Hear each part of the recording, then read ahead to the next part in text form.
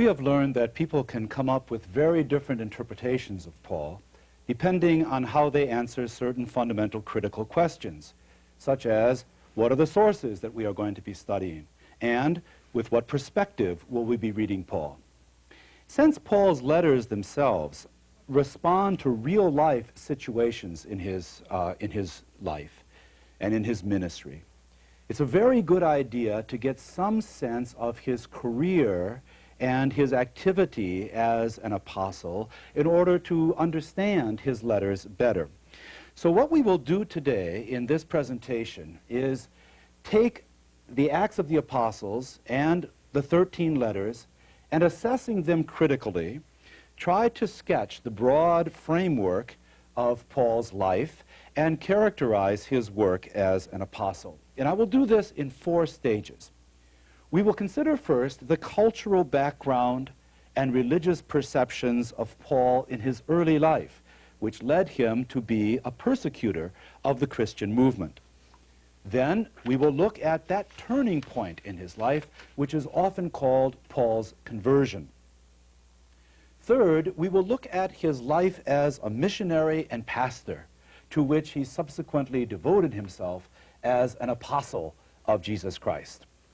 And finally, we will look at the shape of his pastoral ministry and the characteristic of his correspondence within that ministry. We begin with Paul's cultural background and his religious convictions. Paul is one of the few really well-rounded figures that comes to us from the ancient Mediterranean world, a world which was complexly pluralistic in its culture. There was, first of all, politically, the Roman Empire. But the Roman Empire really governed what was, in effect, a Greek culture. The dominant cultural form throughout the Mediterranean world was Hellenism, which had been in place since the conquest of Alexander the Great, 4 centuries before the time of Jesus. And for Paul, of course, still a third factor, namely Jewish identity and culture, played into his formation. These elements of Roman, Greek, and Jewish culture fuse in Paul and find their focus in his very specific religious commitments. He was a Jew, but he was not born in Jerusalem or in Palestine. He was born in the diaspora, that is, in the geographical territory outside Palestine, in a city called Tarsus, which was located in the Roman province of Cilicia, which is on the southwestern coast of Turkey. Tarsus was a well-known center of Greek culture. It was a center for Stoic philosophy, and we know of mystery religions that were found in that metropolis. So as a young man growing up in Tarsus, Paul undoubtedly was exposed to the commonplaces of Greek philosophy, mystery religions, and rhetoric. In fact, we can be quite certain that he learned these things because there are evidences of them in his letters. Certainly, as I have mentioned before, he uses the forms of Greek rhetoric. Paul is no reader of Plato, but we see the commonplaces of Greek moral philosophy, ethics, in his writings. He is also familiar with the various kinds of religious movements within the Greco-Roman world. It is very important to be modest in this claim. He is familiar with the commonplaces in the way in which a young person growing up in America today would know the commonplaces concerning Marxism and Freudianism without ever having read a page of The Interpretation of Dreams or Das Kapital. But Paul's language was Greek. Even though he was Jewish, his language was Greek. He wrote and thought in Greek, and his scripture was in Greek. When Paul quotes scripture, he quotes that Greek translation called the Septuagint, which had been carried out 250 years before the time of Jesus. And Paul also, as a Jew in the diaspora, understood what it meant to be a minority in a pluralistic culture, because Jews in the diaspora had to find their identity apart from the social structures of the temple, the priesthood, and so forth. One final aspect of Paul's Greco-Roman background that I would like to touch on is the fact that, according to the Acts of the Apostles, he was a Roman citizen by birth. Now, this is quite a remarkable claim. We don't know if it's true or not.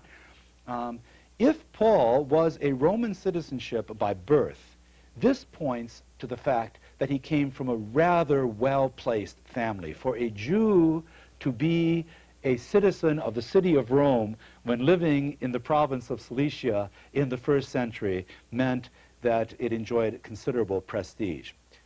This privileged background may help account for the fact that Paul goes on and on about working with his hands. People who grow up on farms tend not to make a big deal out of working with their hands, but people who are raised in urban environments and grow up as scholars tend to celebrate the fact when they finally turn a bit of soil. It is not certain whether or not Paul was educated Jewishly in Jerusalem. According to the Acts of the Apostles, he was. Acts makes him a student of a very well-known rabbi, Rabbi Gamaliel. We're not able to verify that fact. What we can say is that in his letters, Paul reveals the very distinctive outlook that is found among Palestinian Jews of his generation, and this in two important ways. First, Paul is thoroughly at home in the interpretation of Torah according to the rules that are found later in Pharisaic rabbinic schools.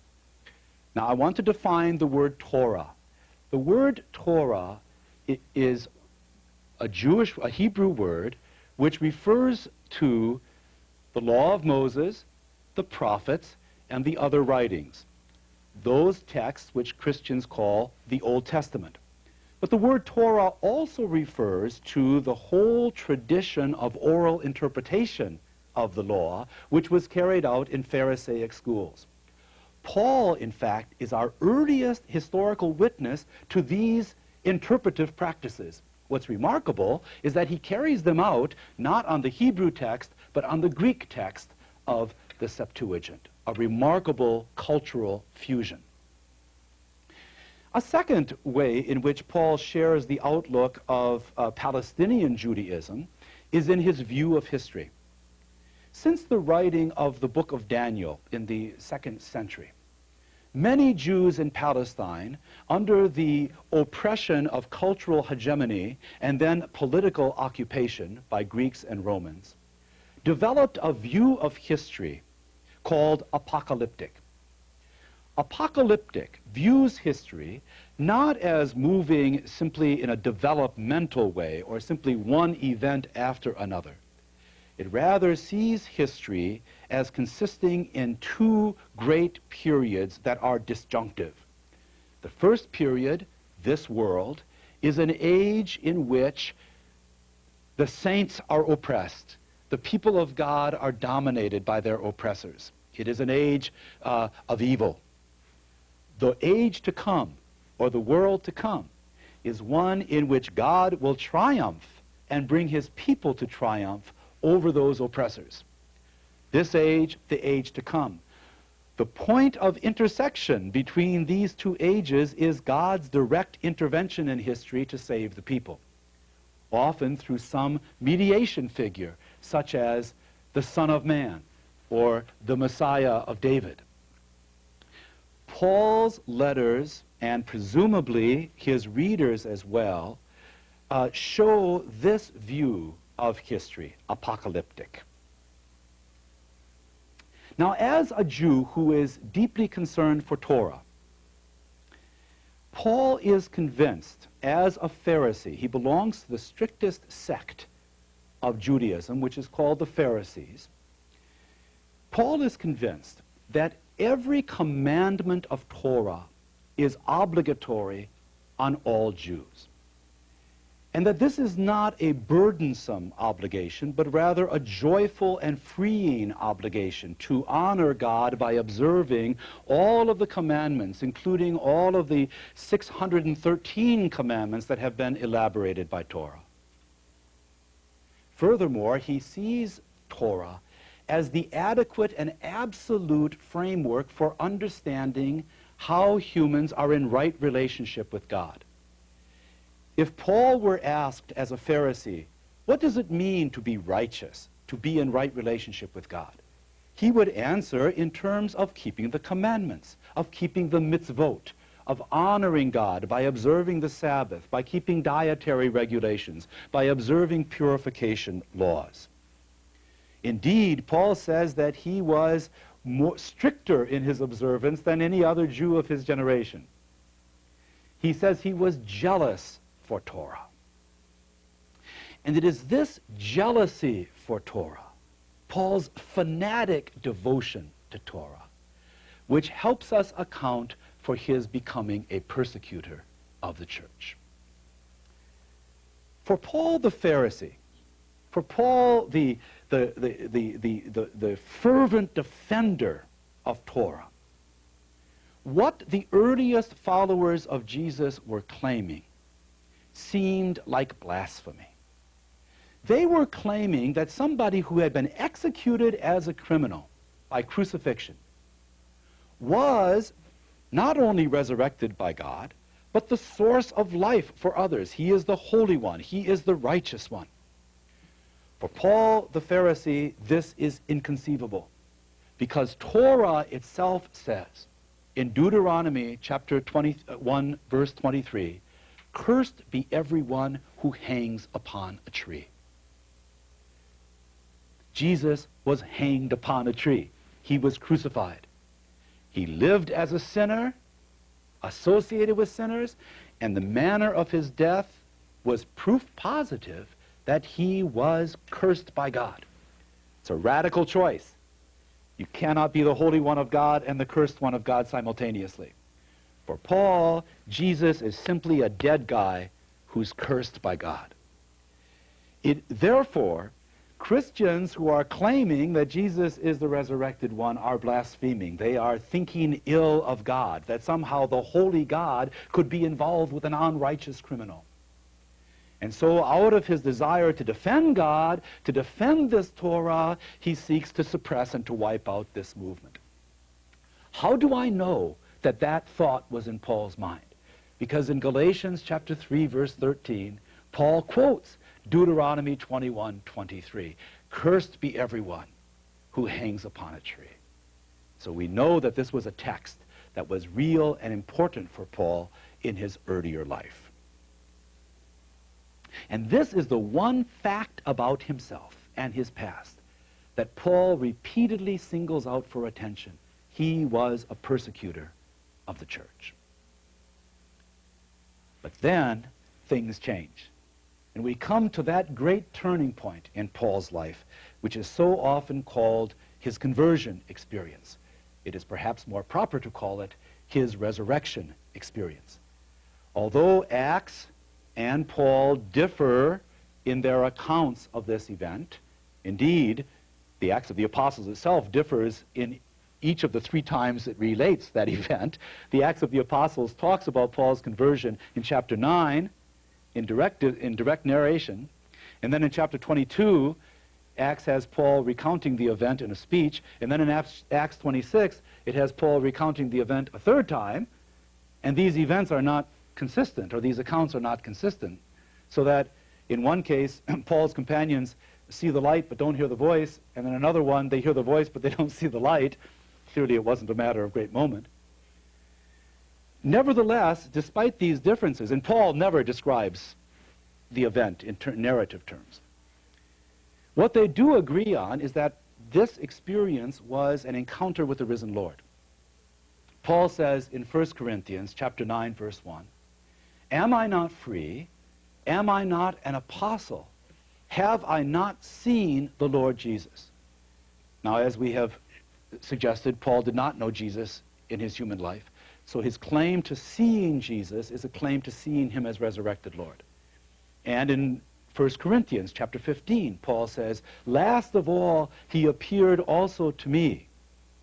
So Paul is our first-hand witness to the resurrection in the New Testament writings, the only one that we have, the only writer of the New Testament who actually speaks in his own voice and says, I have experienced the resurrected Lord.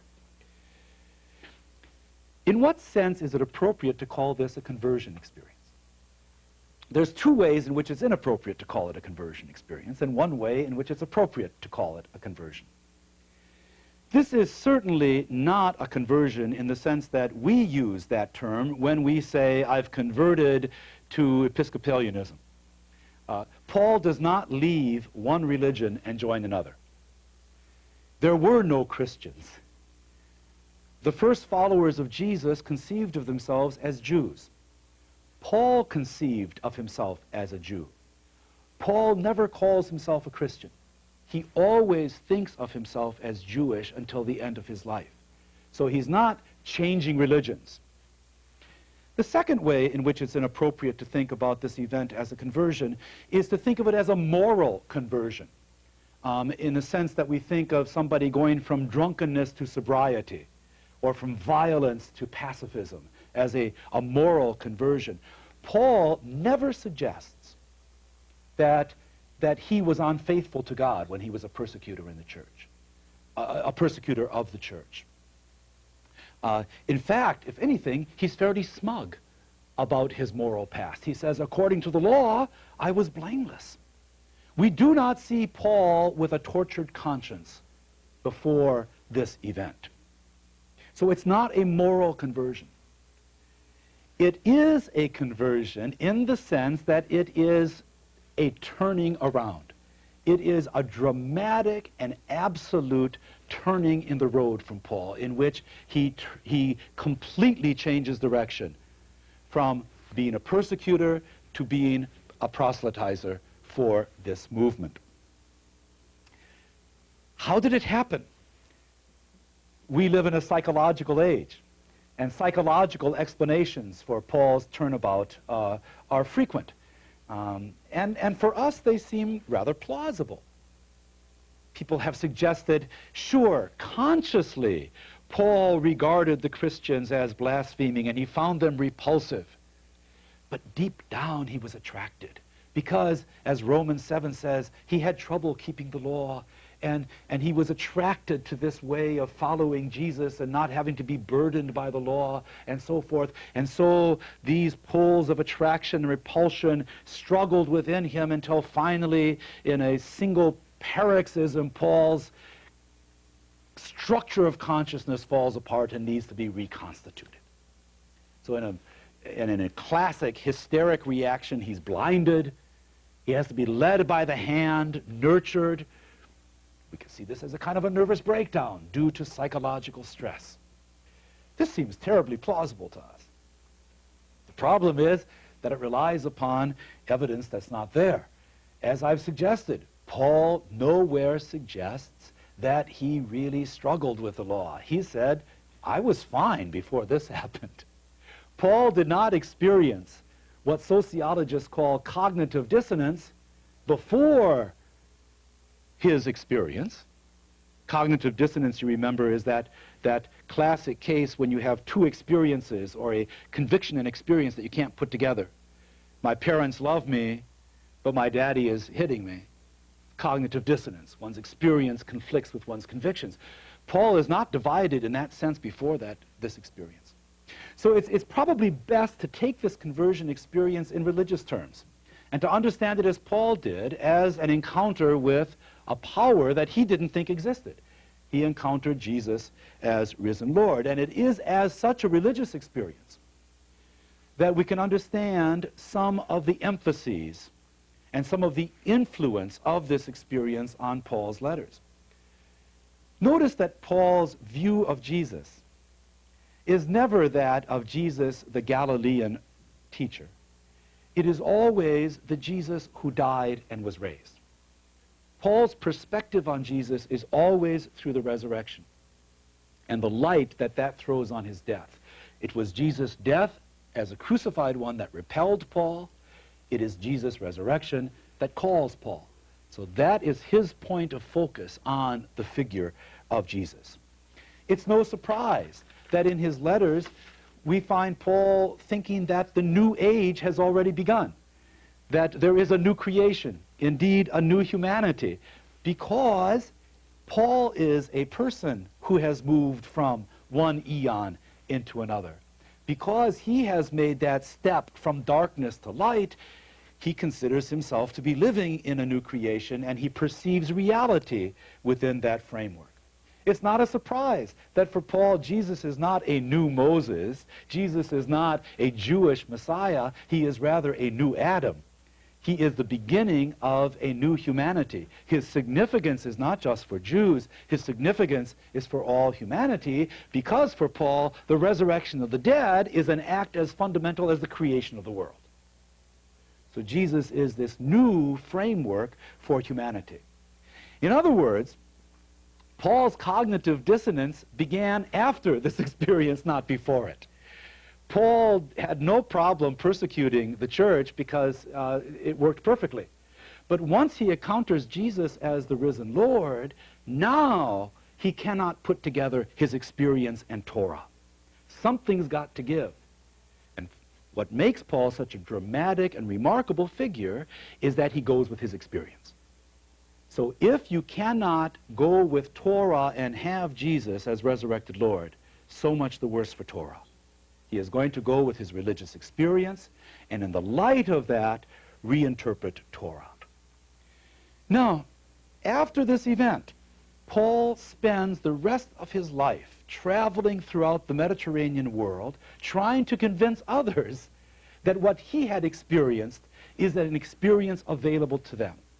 That through the proclamation of this crucified and raised Messiah, Jesus, God's power to recreate humans and to change their consciousness has been let loose in the world and is available to them.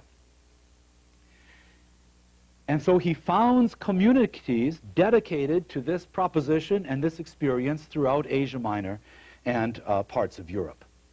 Now, the Acts of the Apostles and Paul's letters, as I have mentioned, disagree on some aspects of his movements, but they also overlap in some major ways. For example, one way in which they diverge. The Acts of the Apostles pictures Paul as engaging in three major journeys that begin in Jerusalem, circle through his mission trail, and move back to Jerusalem. When we read Paul's letters, we find no evidence for three well-organized, determined journeys. We find him journeying all the time. We find that Jerusalem is important to him.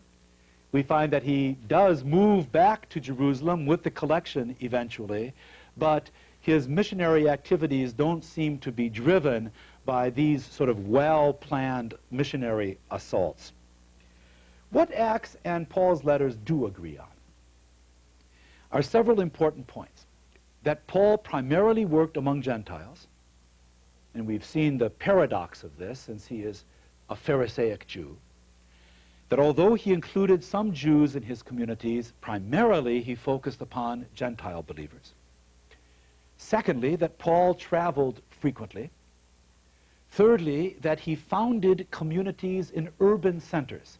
It was his practice not to preach in the countryside, not in the villages, but as a good Hellenistic person and as somebody raised in the city himself, he tended to focus upon large metropolitan centers. Philippi, the Roman colony, a metropolitan center like Corinth, the city of Rome, Antioch. These are large cities of populations from 500,000 to 1 million in the first century. So Paul's mission locates itself in these urban centers. Acts and his letters agree also that Paul was not a lone ranger. He didn't work in solitude, but rather at the head of a very extensive team of co-workers, colleagues, and delegates, male and female. Finally, Acts and Paul's letters agree that Paul suffered captivity a number of times. Two of his imprisonments lasted up to 2 years each. So his occupation as an apostle of Jesus Christ was a dangerous one and had consequences. For the most part, the Acts of the Apostles provides us with a broad narrative framework, but gives us little incidental detail concerning Paul's relationships with his communities. Acts is a frustrating combination of minutely detailed travel narratives and a kind of blithe summary of years of activity in a single sentence. Acts takes care of 8 years of Paul's life in 4 sentences. By the way, he spent 18 months in Corinth. Oh, yeah, he spent 2 years in Ephesus. He was in prison for 2 years in Caesarea. He was in prison for 2 years in Rome. 8 years of Paul's life when we would be intensely interested to know what was happening. The Acts of the Apostles dismisses in a single sentence. On the other side, his letters do not give us any framework, but they provide us a great deal of local color and a great deal of information about how Paul interacted with specific communities. All of this activity was what Paul called the daily care for the churches. When he lists all of his hardships in 2 Corinthians chapter 11, he talks about beatings that he received, he talks about shipwrecks, he talks about storms at sea, he talks about being imprisoned, but he says the worst of his afflictions is the daily care for the churches. The administration, the managing of all of this great network of churches must have been exhausting. Paul's way of dealing with communities after he had founded them and had left was threefold. His preferred way of dealing with his communities was through personal visits. He really liked to deal with things firsthand, and his letters are full of complaints about why he can't visit and how much he would want to visit. When he couldn't visit personally, he sent trusted delegates, such as Timothy or Titus, as his personal representatives, indeed his legal agents, who would represent him in these communities and deal with the issues that were presented themselves. Only when these devices were not available did Paul write a letter. Now this is important to us because it reminds us that Paul's letters are a third and non-preferred step in his interaction. They are written probably because things have reached a certain point and that he must deal with them by means of a letter. Finally, for today, I want to talk about 4 aspects of Paul's letters that are important to bear in mind. The first is that his letters are occasional. By this I mean not that he wrote sporadically, but rather that he was not sitting down writing a system of philosophy and only used the letter form as a literary vehicle. These are real letters. They are stimulated by real occasions. And so they have a dialogical character. And one of our challenges is to try to recover what the other side of the conversation is saying. Secondly, Paul's letters are official. We don't have any letters of Paul written to Timothy as his good buddy. We don't see Paul writing to the guys at the garage and wishing them good luck. They are letters written to religious communities, the ecclesia of God, the assembly of God, by an apostle sent by God, and they deal with the matters, the religious issues of that community. They are official religious correspondence. Third, his letters are very complex in their composition. Not only because Paul uses various kinds of traditions and reinterprets Torah, but also because, as I will suggest, there were many hands and many minds that went into the writing of those letters. His letters were dictated, and dictation meant that other people were writing as well as him. His letters were co-sponsored, which meant that more than one mind was at work in the shaping of that letter. So Paul's letters are complex in their composition. And finally, Paul's letters are various. They have tremendous diversity. In length, they go from Romans, which is 16 chapters, to Philemon, which is barely 1. They have differences in style. And they have differences in literary forms. They follow various conventions from antiquity. letters of friendship, letters of rebuke, and so forth. All of this variety means that reading Paul's letters and understanding Paul means taking very seriously the rhetoric of each individual composition.